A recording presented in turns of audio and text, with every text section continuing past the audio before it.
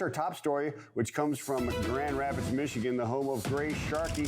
A new warning about how being non-compliant can really hurt your business financially. That's why it's a high energy morning. I knew something awesome was going on. Grace is on the show. Good morning, Grace. Good morning. High Energy Tuesday. Who doesn't love that? Amen. Hey, it's like Friday Eve or something like that. So why not? Yeah, touche. Grace, let's get into this top story of the morning, talking about compliance. And I feel like that's kind of a no-brainer, right? Like, obviously, if you're not complying with the rules, you got to pay the fines. You gotta chalk up where you're letting it down a little bit. But what's really going on with this, and how much is it costing these companies to be out of compliance? Well, I had a really interesting interview with LogRock CEO Hunter Yaw, and what's really fun about this is, he's out there, he's grinding, he's putting a lot of work into his own freight tech future, right? And he was telling you, he's talking to a lot of trucking owners, and the problem is I think a lot of us do this in our regular lives, and also in brokerages, you see this as well. A lot of times compliance is looked at as the investment for the future, right? And then he even himself admitted that a lot of his push or his sales pitch is along the lines of being compliant so that you don't end up in a situation where you lose your authority or you have a nuclear verdict on your hand, etc. The problem is, though, those are costs that you could possibly incur over time. And I think a lot of trucking owners, a lot of owners in general, pride themselves on their culture and see that as something that they can mitigate and stay away from in the future in general if they're running their trucking business like they should. What was really great is he started to think about how his business is bringing more value than just preparing yourself for not having a nuclear verdict or something like that in the future, and started to truly dive into the amount of paperwork and the amount or the different areas that being compliant can help improve your overall business overall. And really what he called it, if you read the interview, is today dollars, right? Dollars that you're spending today that you could possibly either be saving with, or more importantly, our investment costs so that you can continue to grow and scale your trucking company faster than others.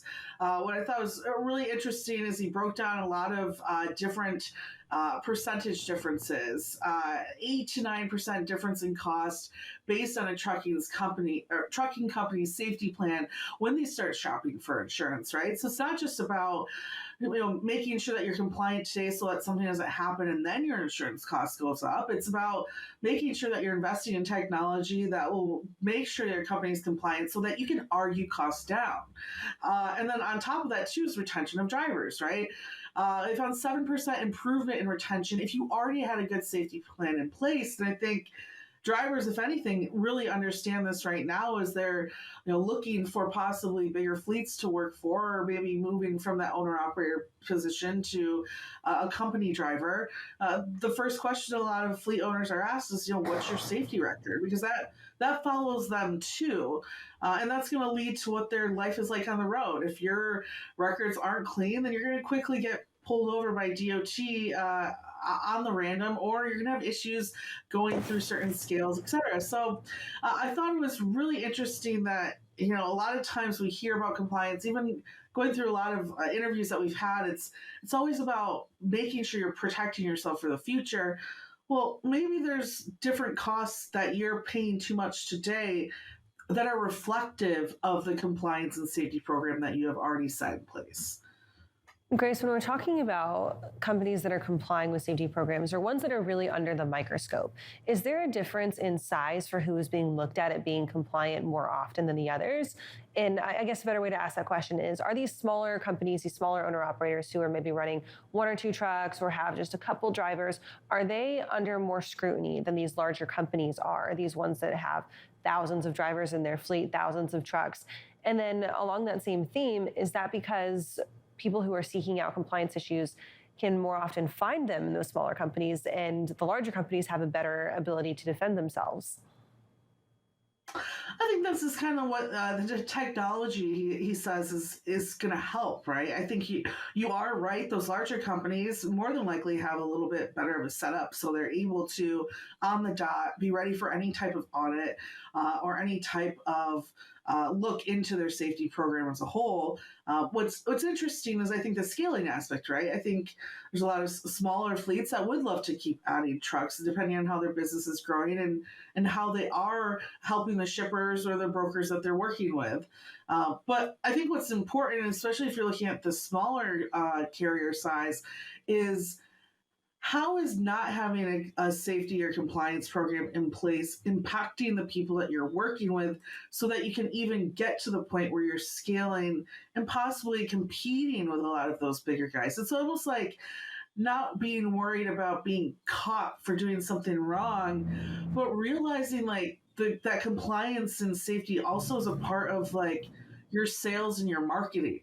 There's a less chance that, especially right now, right, where freight volumes are low, if there's a carrier that's smaller, can do the load, can work with a broker, but a broker doesn't see a really great compliance or safety program come over in that broker or carrier packet, they're probably going to go with someone that they trust a little bit more. So I think it's a little less about like the scrutiny of how they're running their business and more about how they're able to sell and gain more business. We just had I just talked with Kevin Nolan about OTR Solutions, right, a couple weeks ago, and it was the same thing, right? They have that new program where they're helping smaller carriers get set up with emails that don't end with Gmail, right? Because they actually have a 12% less chance of winning a load over someone who has an email address that actually links back to either their company name or their website. It's the same thing here. I think that was Hunter's point, is that it's not just about are you prepared for that eventual pullover and DOT conversation, and more about do you even have business that's going to keep you on the road today so that situation could even happen in the long run? Yeah, Grace, it's an interesting topic because you talk about how you need to be concentrated on today and not necessarily look at it as preventing that nuclear verdict tomorrow, right? But I liken it back to the 110-100 rule that we always lived by since it was pounded in my brain 35 years ago in LTL, right? Is you do it now because it costs you $1. And it prevents that $10, $100 and nuclear verdict down the line. But there's so many other benefits that are there as well. The little things, if you take care of those, the big things. How many times have you heard that watching Michigan State football as well, right? Is take care of the little things and the big things will take care of themselves. You hear about it all the time. And it's a cliche because it's true, right? And it's the same thing in this. You take care of those little things. You take care of those compliance. It sets your company culture. It sets your marketing, your sales. You don't have trucks that are pulling up to the dock and the brakes fail there and they have to get fixed right there at the dock or this kind of stuff, which is you're not getting that next load, right? I'm not putting my freight on something where if I walk into the floor, there's holes in the floor, right? Exactly. Or there's tape all over the sides of it, like the old Zeppelins you see flying down the road with yellow pulling them, right? It's that type of stuff, right? That's the mentality you're talking about, right?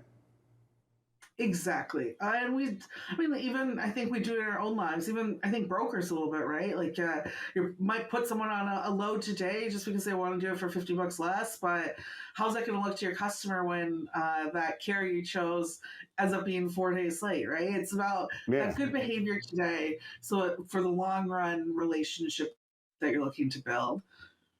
Yeah, you got to look at it's not a sprint, it's a marathon, and you can see the ones that are on the sprint, right? They're blowing by you today, but tomorrow they're on the side of the road with a blown engine or dropped out for real. They're not just saying it so they can go get a different load. Well, and that's time off the road, right?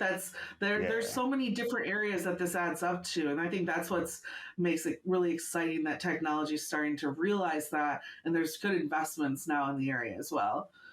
And Grace, so when we talk about technology with this, we also know that part of being compliant is that preservation of reputation. We see things like Cassandra's carrier Assure come out where you can rank those carriers. And a lot of that carrier ranking has to do with how compliant you are and how reliable you are as a carrier.